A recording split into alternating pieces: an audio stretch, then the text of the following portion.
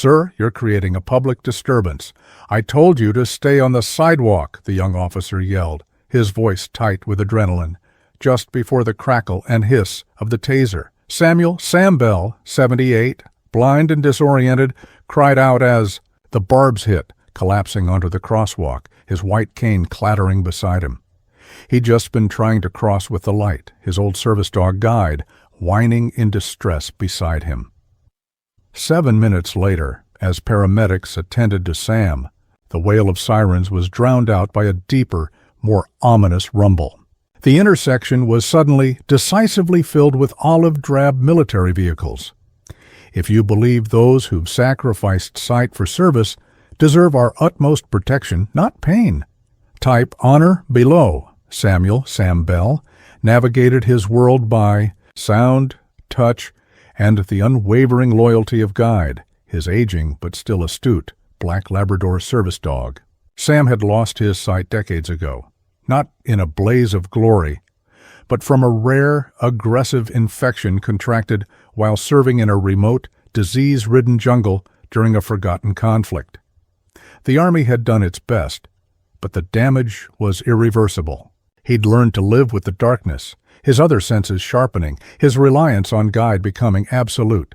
Now 78, he lived a quiet, independent life in a small apartment, his days structured by routine, walks with Guide, visits to the local veteran center, listening to audiobooks. He was fiercely proud, rarely asking for help, managing his disability, with a stoicism honed by years of military discipline and personal resilience. Today, he and Guide were on their way to Sam's weekly volunteer shift at the public library, reading to children, a highlight of his week.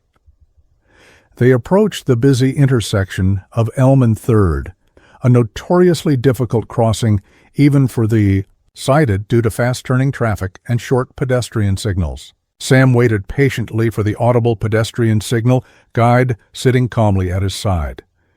When the chirping signal sounded indicating it was safe to cross, Sam gave Guide the command, "Forward." They stepped into the crosswalk, Sam tapping his white cane rhythmically, Guide leading him with practiced confidence. Officer Miller and Officer Davis, 2 young patrol cops barely a year out of the academy, were parked just around the corner finishing their coffee break.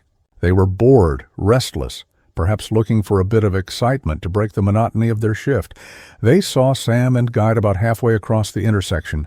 The pedestrian signal was already flashing, "Don't walk," its audible clicks. Counting down rapidly, cars were beginning to inch forward, impatient for the light to change. "Look at this old guy," Miller said to Davis, a smirk on his face. "Taking his sweet time, going to cause an accident. Probably drunk or on something," Davis added, equally quick to judge. Neither officer considered the white cane, the service dog vest, or the audible pedestrian signal that had clearly been active moments before. They saw an old man moving slowly, an impediment to traffic, a potential problem.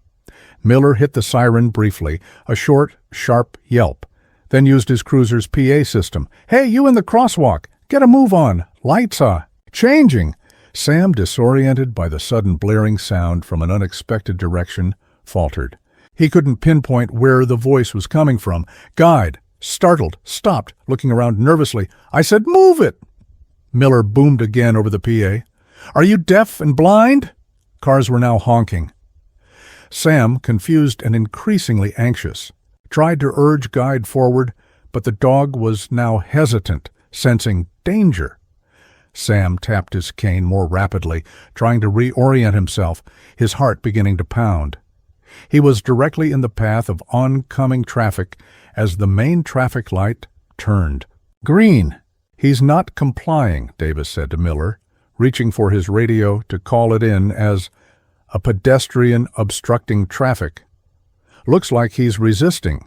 Miller, fueled by adrenaline and a misplaced sense of authority, made a split-second disastrous decision. He jumped out of the cruiser, drawing his taser. "Sir, stop resisting! Stay on the sidewalk! I warned you!" he yelled.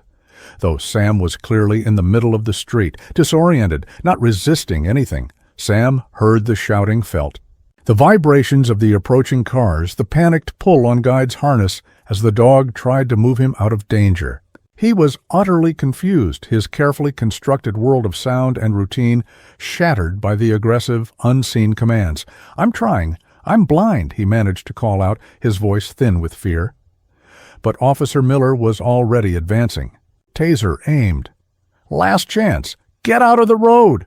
Before Sam could react further, before anyone could intervene, Miller fired. The taser barb struck Sam in the back. He cried out, a sharp, involuntary sound of agony as 50,000 volts coursed through his frail frame. His legs buckled. He collapsed onto the asphalt of the crosswalk, his white cane flying from his grasp and skittering under a car. Guide, though terrified, stayed by his side, barking frantically, nudging Sam's face, trying to rouse him. Officer Davis rushed forward, not to help Sam, but to secure the resisting suspect, pulling Sam's arms behind his back to handcuff him as he lay. Spasming on the ground, onlookers gasped. Cell phones were already recording. A woman screamed, "He's blind, you idiots! He's got a service dog! What are you doing?" The paramedics and a police supervisor, Sergeant Kelly, arrived within minutes, summoned by bystanders and Davis's earlier call about an obstructing pedestrian. Sergeant Kelly, an experienced officer, took one look at the scene. The elderly man on the ground, the taser wires, the distressed service dog, the horrified onlookers, and her face hardened.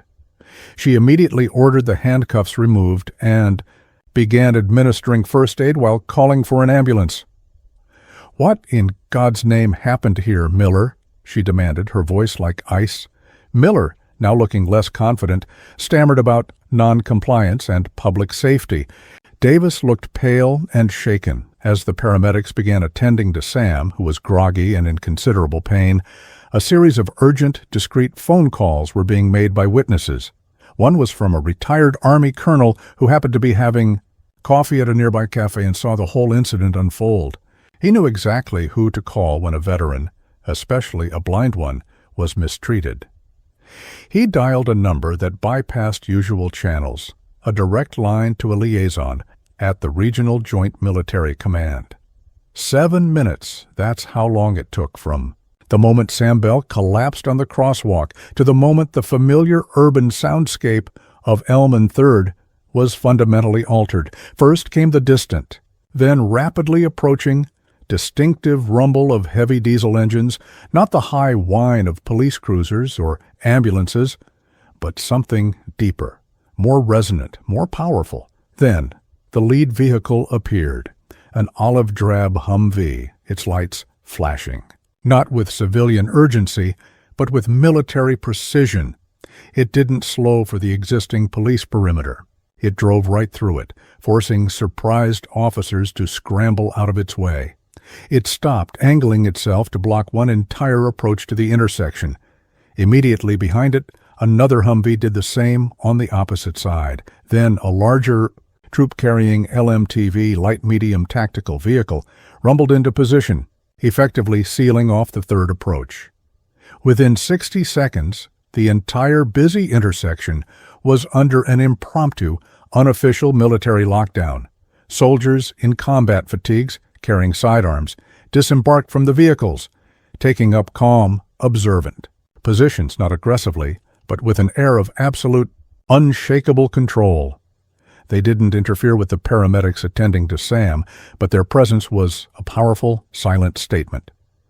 Sergeant Kelly, the police supervisor, stared in disbelief, her radio crackling with confused calls from dispatch about unauthorized military vehicles blocking a major city artery. Officer Miller and Officer Davis looked like they had seen ghosts, their faces ashen. The civilian onlookers were stunned into silence, phones still recording, but now with a sense of awe and trepidation. This was no ordinary response. From the lead Humvee, a figure emerged, tall, ramrod straight, wearing the crisp duty uniform of a United States Army 4-star general, his chest adorned with an impressive array of ribbons. It was General Michael Vance, commander of the entire regional army forces, a man known for his decisive leadership and fierce loyalty to his soldiers, past and present.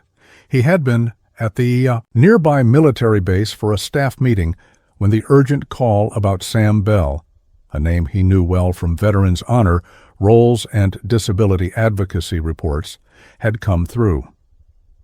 General Vance strode purposefully toward the center of the intersection, his aides scrambling to keep up.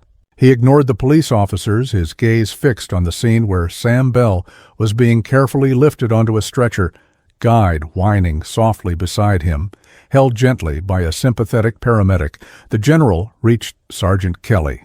"Sergeant," he said, his voice calm but carrying the unmistakable weight of command, "I am General Vance.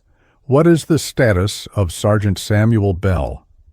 Sergeant Kelly, though experienced, was visibly taken aback by the general's sudden appearance and the military presence.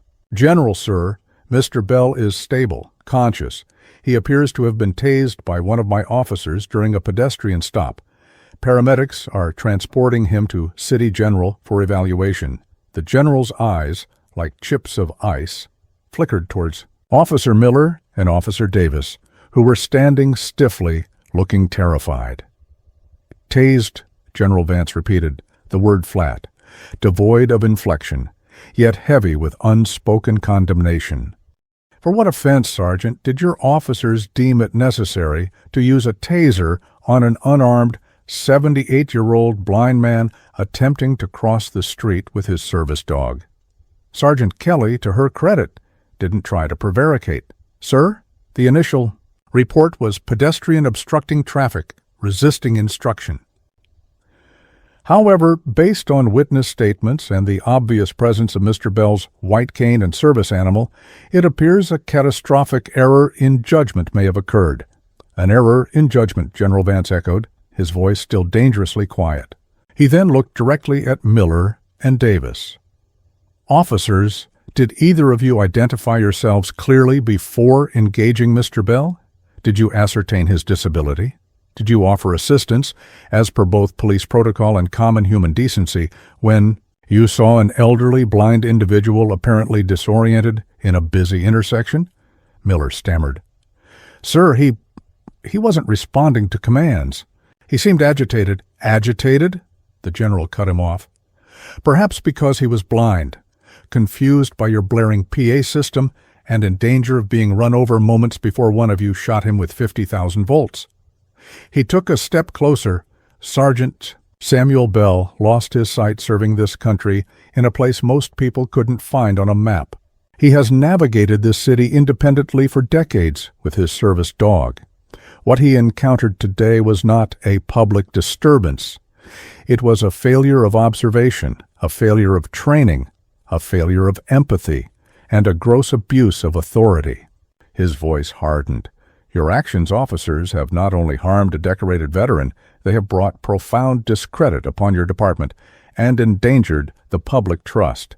The general turned back to Sergeant Kelly. "Sergeant, I expect a full and transparent investigation into this incident by your internal affairs, and I will be requesting a parallel investigation by the Department of Justice Civil Rights Division. My office will be monitoring both closely." He then gestured to one of his aides, who stepped forward with a satellite phone. "I am also formally requesting that the mayor and the chief of police meet me at City General Hospital within the hour to discuss this department's training protocols regarding interaction with disabled individuals, particularly disabled veterans, and the appropriate use of force." Sergeant Kelly nodded, her face grim. "Understood, General. We will cooperate fully." The general then walked over to the ambulance, just as they were about to close the doors with Sam inside. He leaned in. "Sam, Sergeant Bell, it's General Mike Vance. Can you hear me?" Sam, though pale and clearly in pain, managed a weak nod. "General Vance?" "Don't you worry about a thing, Sam," the general said, his voice softening considerably. "You're in good hands now. We'll take care of everything. You just focus on getting checked out. Guide will be looked after right beside you." He gently patted Guide's head. "And those officers," he added, his voice hardening again, just enough for the nearby cops to hear. "They will be held accountable." He stepped back and the ambulance pulled away, its siren now a mournful sound. General Vance watched it go, then turned to face the still-blocked intersection, the stunned police officers, and the silent, watching crowd. His message, delivered, without shouting, had been clear. An injustice against one veteran was an injustice the full weight of military concern might address, especially when that veteran was one of their own, sightless but not unseen. The city was about to learn a very hard lesson about looking out for its heroes. The aftermath. The fallout was swift and severe. The mayor and chief of police did indeed meet General Vance at the hospital, emerging hours later looking visibly shaken and promising immediate comprehensive reforms. Officers Miller and Davis were suspended without pay, pending the outcome of multiple investigations. Footage of the incident, captured by numerous cell phones, flooded social media, sparking outrage and condemnation. The police department, facing immense public pressure and the unblinking scrutiny of General Vance's office, fast-tracked a new training program focusing on de-escalation techniques and interaction with individuals with disabilities, with a specific module on identifying and assisting veterans. Sam Bell recovered from the physical effects of the tasing, though the emotional trauma lingered. General Vance personally ensured he received the best possible follow-up care, and that Guide was also checked by a veterinarian and comforted. The veterans community rallied around Sam, providing support and solidarity. The story served as a stark, painful reminder of the vulnerabilities faced by disabled veterans and the critical need for better training and accountability within law enforcement. The image of military Humvees blockading a city street to address an injustice against a blind veteran became an iconic symbol of advocacy and the enduring bond among those who served. General Vance, in a later quiet conversation with Sam, simply said, "No one gets left behind, Sam. Not on my watch, not ever. You spent your life navigating darkness for us. The least we can do is make sure your path is safe now." And for a while, at least in that city, the path for vulnerable citizens became a little clearer, a little safer. All because one blind veteran's mistreatment brought the quiet thunder of military concern to a standstill at Elman 3rd. Because when you harm one who has already sacrificed so much, you may find yourself facing an army of support you never anticipated. Subscribe to Hidden Sparks if you believe our most vulnerable veterans deserve our fiercest protection and that accountability is paramount